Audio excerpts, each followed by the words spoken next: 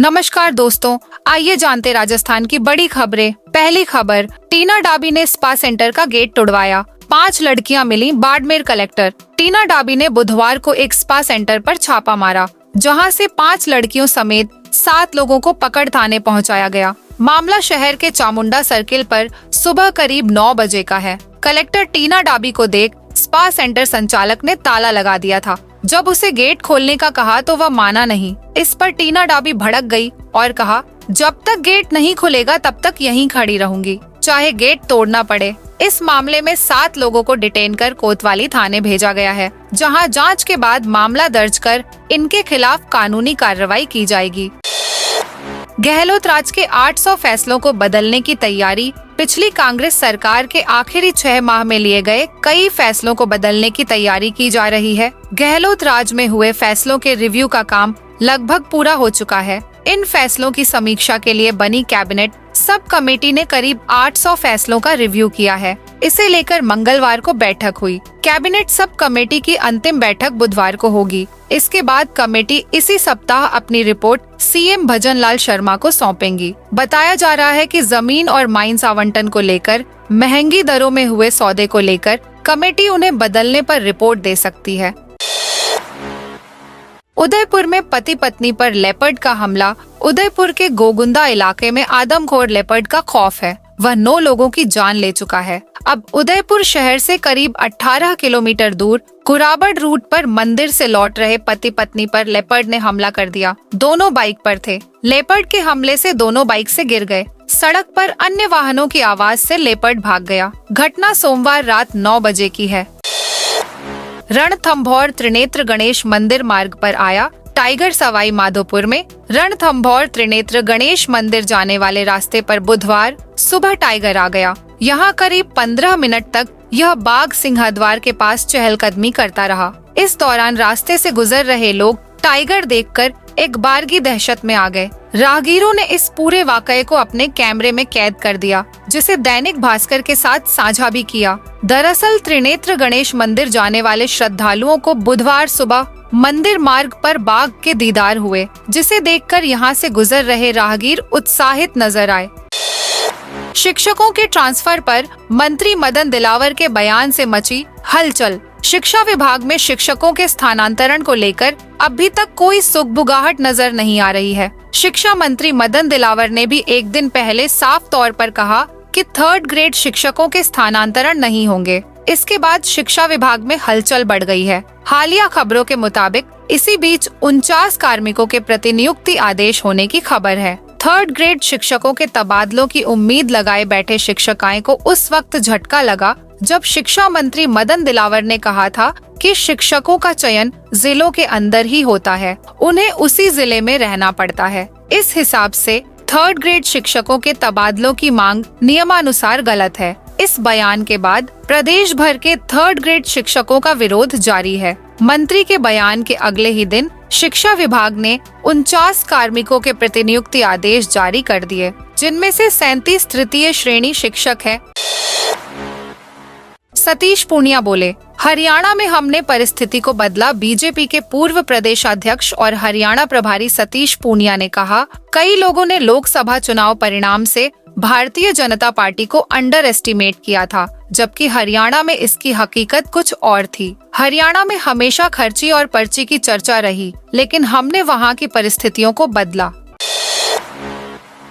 ईडाना माता की शरण में ही रहते लकवा रोगी नवरात्रि में प्रसिद्ध शक्तिपीठ ईडाना माता मंदिर में भक्तों का सैलाब दर्शन के लिए पहुंच रहा है। रविवार के दिन तो वहां पांव धरने की जगह नहीं होती है। इस मंदिर में जहां मां स्वयं अग्नि ज्वाला के रूप में विराजित है और मां स्वयं अग्नि से स्नान करती है। उदयपुर जिला मुख्यालय से करीब 70 किलोमीटर दूर मेवल की प्रसिद्ध शक्तिपीठ ईडाना माता मंदिर है। यह स्थान अब सलूम्बर जिले में शामिल है। आईएएस की मां के खाते ने उगले काली कमाई के राज। राजस्थान में आईएएस राजेंद्र विजय के ठिकानों पर हुई एसीबी रेड और उसमें मिली करोड़ों की संपत्ति चर्चा में है। अफसर बनने के समय 0 प्रॉपर्टी थी, लेकिन 33 साल में राजेंद्र विजय करोड़ों के शोरूम, पॉश इलाकों में 10 से ज्यादा प्लॉट, इंडस्ट्रियल एरिया में जमीनों का मालिक बन गया। प्रदेश में पहली बार डिवाइस चश्मे का वितरण।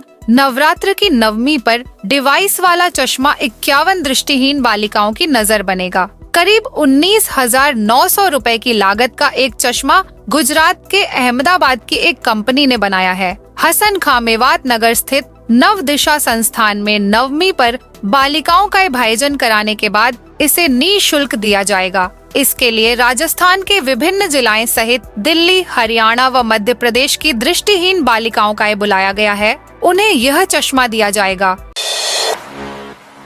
पशुपालकों के लिए 1962 की सुविधा शुरू। प्रतापगढ़ जिले में पशु विभाग ने बुधवार को 1962 वैन की सुविधा शुरू की है, जो पशुपालकों के लिए एक महत्वपूर्ण कदम है। इस सुविधा का उद्देश्य ग्रामीण क्षेत्रों में पशु स्वास्थ्य सेवाओं को बेहतर बनाना और किसानों को उनकी पशुओं की देखभाल में सहायता प्रदान करना है। गहलोत सरकार में बने छोटे जिले खत्म होना तय। जनगणना रजिस्ट्रार जनरल ने पूरे देश में नए जिले, तहसील, गांव से लेकर नई प्रशासनिक यूनिट बनाने पर लगी रोक हटा ली है। 31 दिसंबर तक अब नए जिले, तहसील, सब डिवीजन, गांव बनाने और उनकी बाउंड्री बदलने की छूट दी है। ऐसे में माना जा रहा है कि भजनलाल सरकार गहलोत राज में बने छोटे जिलों पर बड़ा एक्शन ले सकती है। इसे लेकर मंगलवार को जनगणना रजिस्ट्रार जनरल ने आदेश जारी किए हैं। इन आदेशों के बाद अब नए साल में 1 जनवरी से फिर प्रशासनिक सीमाएं फ्रीज कर दी जाएगी। फिर लौटा खतरनाक वायरस। जोधपुर शहर में इस साल का पहला कांगो फीवर का मामला सामने आया है। पीड़ित महिला की अहमदाबाद में मृत्यु हो गई है। मृतक महिला जोधपुर के नजदीक नांदड़ा कला गांव की रहने वाली थी। महिला को 30 सितंबर को तबीयत खराब होने पर निजी अस्पताल में भर्ती करवाया गया था। 4 दिन पहले परिवार वाले उसे अहमदाबाद ले गए थे। अहमदाबाद से ही सैंपल पुणे लैब भेजा गया, जहां कांगो फीवर की पुष्टि हुई है।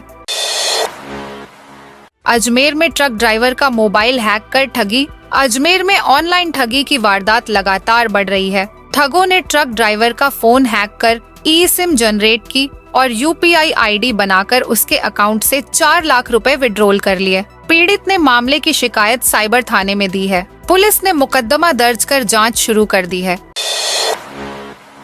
झुंझुनू में मौसमी बीमारियों के मरीजों का आंकड़ा बढ़ा। झुंझुनू जिले में मौसमी बीमारियां बेकाबू हो रही हैं। बीडी के अस्पताल की मेडिसिन ओपीडी में आने वाला हर दूसरा मरीज वायरल बुखार की चपेट में है। अस्पताल में हर दिन 500 से ज्यादा मरीज वायरल फीवर और सिर दर्द की परेशानी लेकर आ रहे हैं। इनमें 60 से ज्यादा मरीज डेंगू जैसे लक्षणों वाले वायरल से पीड़ित हैं।